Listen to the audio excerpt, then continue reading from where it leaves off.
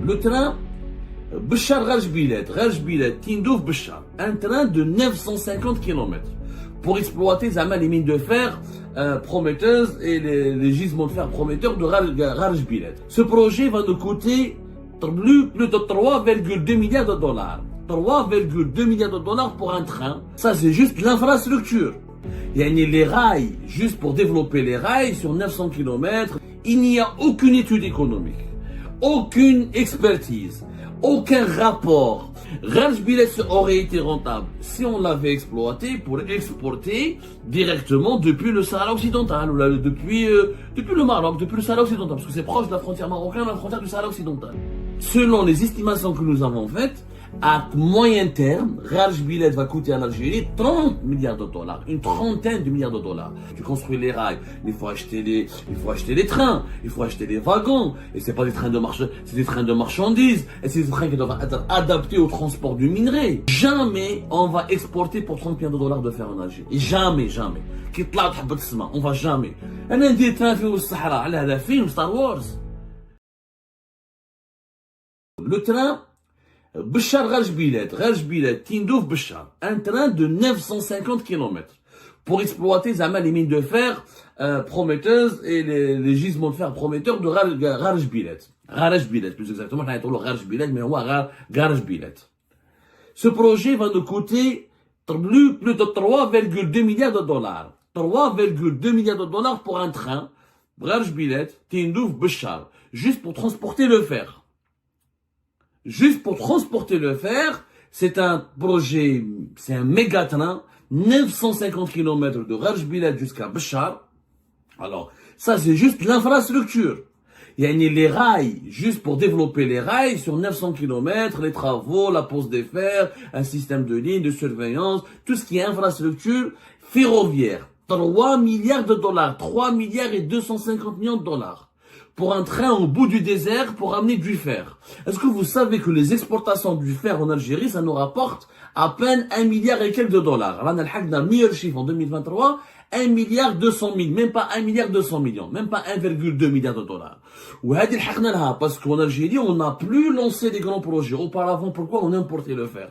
Parce qu'on a fait la grande mosquée d'Alger, parce qu'on a fait le nouveau palais des conventions, parce qu'on a lancé des millions de logements, parce qu'on a lancé des routes, des autoroutes, des grandes infrastructures, des ronds-points, comme à l'époque de Bouteflika, on a lancé de grands projets pour attraper le sous-développement et le manque d'infrastructures dont nous avons souffert à la sortie de la décennie noire. Donc le fer qu'on produisait en Algérie n'était pas suffisant. Comme aujourd'hui, il n'y a plus de gros projets. Tebboune n'a pas fait ni la grande mosquée, ni des grands hôpitaux, ni des autoroutes, ni des gares, etc. Mais à part quelques petits projets, ou l'achèvement, ou le parachèvement de certains projets qu'à l'époque quand il était fait à l'époque de Bouteflika. Bouteflika a fait les tramways, le métro d'Alger, les tramways de Constantine, de Sétif, d'Oran, d'Alger. Il y a eu des projets qui ont été lancés, des barrages, des stations de dessalement de l'eau de mer. Du coup, on a consommé beaucoup de fer. Le fer, le béton, le ciment, c'est la base, c'est les matériaux les plus importants quand on lance des grands projets d'infrastructure.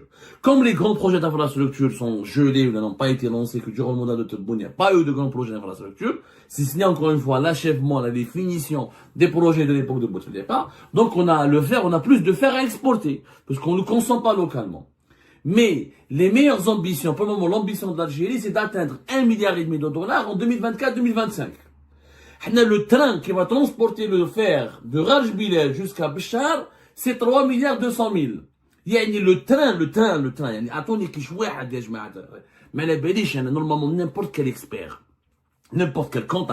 Il faut pas être économiste. Il faut pas être expert. Quand tu vas dépenser le double de ce que tu rapportes, les doubles des recettes que tu rapportes l'exportation du fer, rien que dans un train, je parle que l'infrastructure. Je parle pas maintenant parce que après vous allez voir, ça c'est une estimation provisoire. Parce qu'en Algérie, il y a un autre problème. On donne un budget de 3 milliards de dollars pour tel projet, pour réaliser ce projet. À la fin, un budget de 3 milliards de dollars pour tel projet. À la fin, il y a des réévaluations, il y a des problèmes. Et on se dispute avec les entreprises étrangères. Et le dinar a chuté, donc ils vont refacturer d'autres dépenses. Ça finira jamais par coûter 3 milliards de dollars. Minimum, le train va atteindre 5 milliards de dollars. Minimum.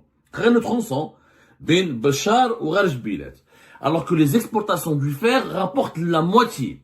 Comment tu peux dépenser autant d'argent pour un train afin d'exporter ce que tu vas gagner pour du fer qui va te rapporter la moitié uniquement de ce que tu as dépensé pour le train. Il n'y a aucune étude économique, aucune expertise, aucun rapport, aucune étude de marché intelligente, intelligible qui a été faite pour dire que Rajbilet sera rentable. Rajbilet aurait été rentable si on l'avait exploité pour exporter directement depuis le Sahara occidental, ou depuis le Maroc, depuis le Sahara occidental, parce que c'est proche de la frontière marocaine, de la frontière du Sahara occidental. Voilà. Si on avait fait un train à 200, 300 km, oui, ça a été une possibilité. Mais un train de 950 km, sans compter les unités de production. Parce que exploiter du fer, il faut des unités de production, de transformation, de traitement du fer. Après, c'est toute une industrie. L'industrie sidérurgique, une aciérie, ça coûte cher. Selon les estimations que nous avons faites, à moyen terme, Rajbilet va coûter à l'Algérie 30 milliards de dollars, une trentaine de milliards de dollars. Parce que les trains, tu construis les rails, mais il faut acheter les trains, il faut acheter les wagons, et c'est pas des trains de c'est des trains de marchandises, et c'est des trains qui doivent être adaptés au transport du minerai. Jamais on va exporter pour 30 milliards de dollars de fer en Algérie. Jamais, jamais. On va jamais. Le fer, c'est pas le pétrole.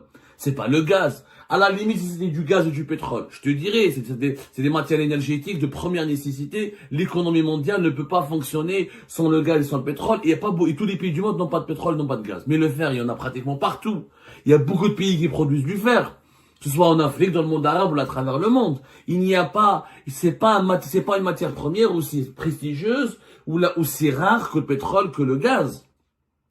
3 milliards et demi de dollars. Au lieu de faire un train à 3 milliards et demi de dollars, 3 milliards et 250 millions de dollars, je fais de l'énergie renouvelable. Je dépense pour faire des panneaux solaires, et j'essaie de réduire ma consommation d'électricité depuis le gaz, j'essaie de réduire ma production d'électricité depuis le gaz, et avec les énergies renouvelables, avec le solaire, avec l'éolien, j'essaie d'augmenter la part qui est à peine 1% uniquement de notre électricité, même pas 1%, 0,5% vient des énergies renouvelables, 99% vient du gaz. Je réduis ma consommation du gaz pour produire de l'électricité, ce qui permettra d'exporter du gaz directement sur le marché mondial, en utilisant le solaire ou l'éolien. Au moins, si on pouvait augmenter à 10% uniquement notre production du gaz depuis les énergies et notre production de l'électricité depuis la consommation, depuis la production des énergies renouvelables, on va économiser notre gaz qui est précieux et on pourra l'exporter vers l'Europe, notamment dans ce contexte de guerre avec l'Ukraine qui n'a pas été achevée, qui s'est pas encore terminée, elle risque de durer longtemps, ce qui nous permettra de gagner des milliards de dollars au niveau de nos exportations. Ça aurait été intelligent. Un des trains au Sahara, la film Star Wars. Il n'a aucune utilité. Le fer, c'est pas le gaz, c'est pas le pétrole, c'est pas le diamant, c'est pas l'or. Il n'est pas une matière première importante. Le fer, 3 milliards et demi de dollars. Nous avons 10 millions d'habitants. 100 000 habitants et quelques. Ça n'a pas de sens. Ça n'a strictement aucun sens. C'est une dépense qui ne sera jamais rentabilisée et récupérée. C'est un projet, c'est un investissement qui est à perte. Et vous allez voir, on va se retrouver, vous et moi, dans 5 ans, et on va reparler de Rajbilet, et vous allez voir qu'il nous aurait coûté d'ici là plus de 6, jusqu'à même 10 milliards de dollars, et que la production n'a pas été encore à la hauteur, et que les exportations nous rapporteront à peine 2 milliards de dollars. Et vous allez voir de vous-même, et vous allez nous dire encore une fois qu'on a eu raison, et pourquoi on ne vous a pas écouté. Et ben voilà, c'était ça. Je vous remercie comme d'habitude pour avoir suivi cet extrait jusqu'à la fin. Et sincèrement, l'histoire du projet de Rajbilat, c'est impossible de l'exploiter sans le Maroc. Déjà du point de vue juridique, il y a des conventions signées sur l'exploitation de ce projet et de cette mine qui doit être exploitée conjointement avec le Maroc.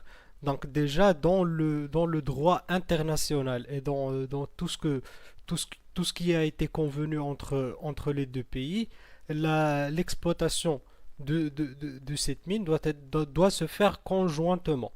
Ça c'est du côté légal. Maintenant voyons le côté économique. Économiquement parlant, le projet n'est même pas viable si on ne transporte pas les minerais de fer à travers le territoire marocain pour l'exploiter à partir de l'Atlantique, de la façade atlantique. D'autant plus que le Maroc est déjà en construction de ports à Dakhla, ce qui est Dakhla, ce qui va être un point très proche du projet de Rajbilat. Donc, s'il y avait une volonté politique et de bonnes relations de voisinage entre le Maroc et l'Algérie, ce projet pourrait avoir lieu de façon tout à fait naturelle. Et l'exploitation aurait pu être possible et financièrement valable.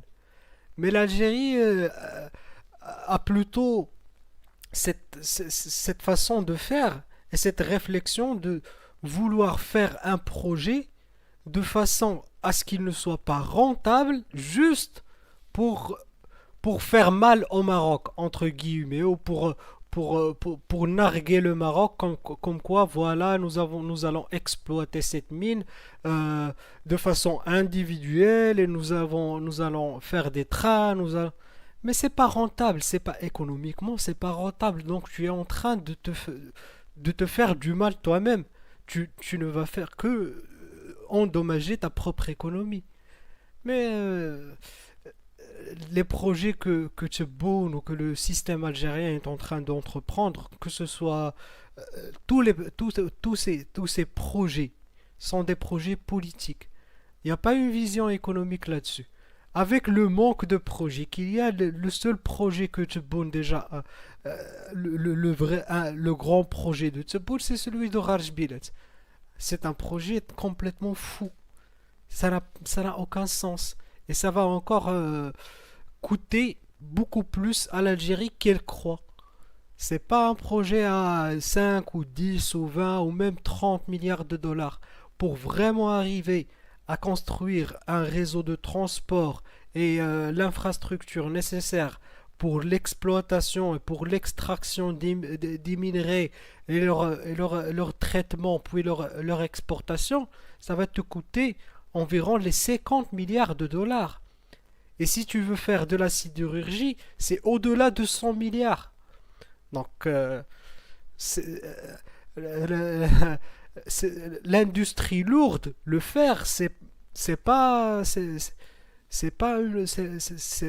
la promenade, hein, c'est pas de la rigolade. On ne l'a pas nommé l'industrie lourde comme ça par hasard gratuitement. Donc c'est un défi, mais c'est un défi colossal. Et l'Algérie est vraiment très loin par ses moyens financiers au moment.